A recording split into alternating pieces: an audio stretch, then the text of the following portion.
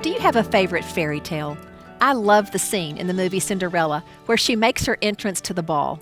The prince sees her, and when their eyes meet, it's as though no one else is in the room.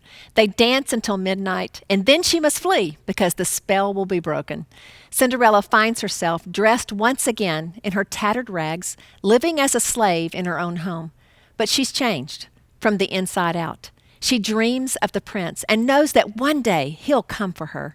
There's a gleam in her eye and a spring in her step, so much so that even her wicked stepmother notices the change.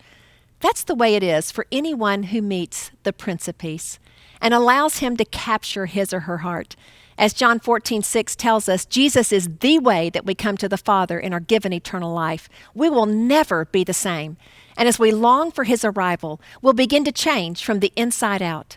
Just as the glass slipper would only fit the true princess, the truths of Christ are only for those who have had their hearts enthralled by his love.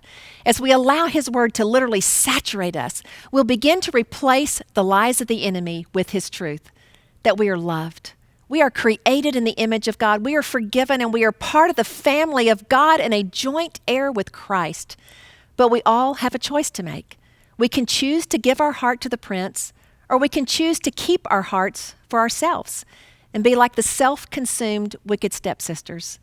Sin may satisfy for a season, but it is never enough and always leaves us wanting more. As we choose sin, it puts us on the path that leads to death, and the only way off that path is to choose Jesus. Choosing Christ above all leads to obedience, which is the path to life.